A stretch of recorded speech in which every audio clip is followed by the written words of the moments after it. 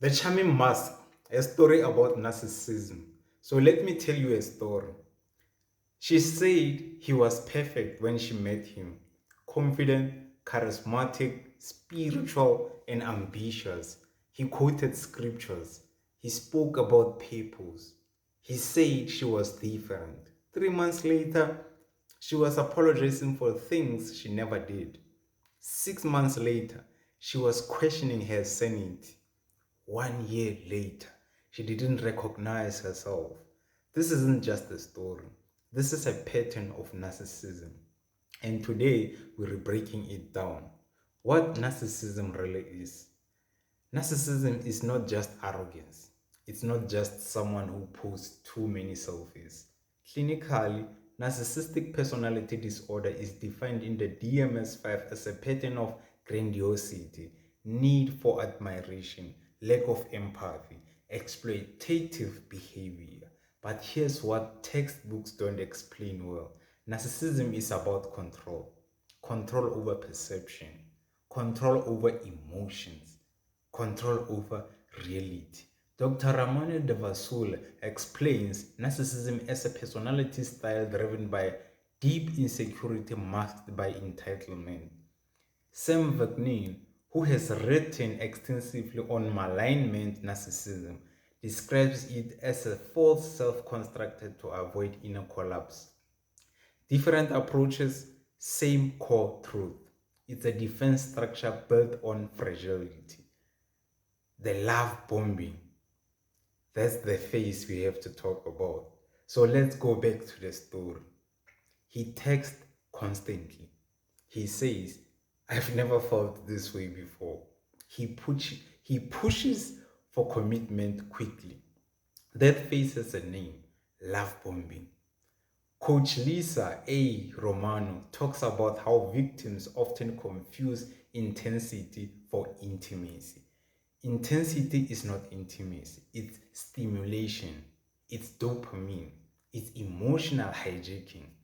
The narcissist studies you, learns your wounds, mirrors your dreams. You don't fall in love with them, you fall in love with the reflection they created for you. Then comes the devaluation phase. Then it shifts, subtle criticism, backhanded compliment, silent treatment. You start explaining yourself more, trying harder, shrinking. And Dr. Les Carter often explained that narcissistic individuals regulate their self-worth by lowering yours. When they feel small, they make you smaller. It's psychological dominance. And the most dangerous part, you think it's your fault.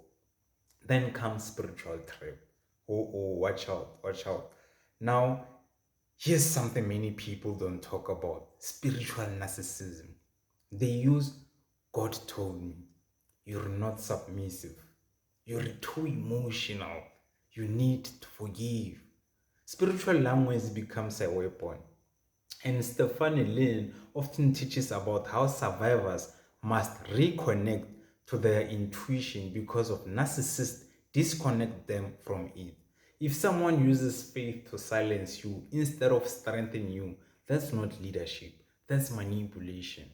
Then you have to ask yourself or ourselves why people stay. Here's the uncomfortable truth. Most survivors were conditioned long before they met the narcissist.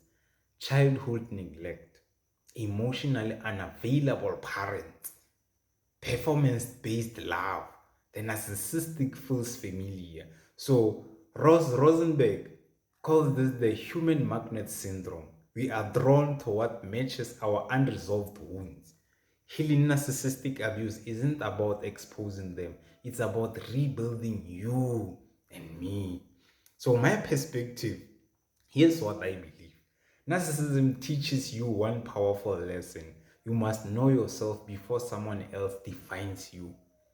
If you don't know your identity, someone with a strong personality will assign one to you. You cannot outlove a narcissist. You cannot outplay manipulation. You cannot outwork emotional abuse. You must exit the game and then rebuild your mind. Back to the woman in the store. She left. Not dramatically, not loud. She left quietly. She blocked, she grieved, she rebuilt. 1 year later, she says the scariest part wasn't losing him. It was realizing she almost lost herself. That's what narcissism does. And that's why awareness is power. So if this episode resonated with you, subscribe or press that plus button and put a heart, or I don't know, do whatever it pleases you. But then share this with someone who feels confused in their relationship. And remember, the most dangerous narcissist is the one you haven't identified yet.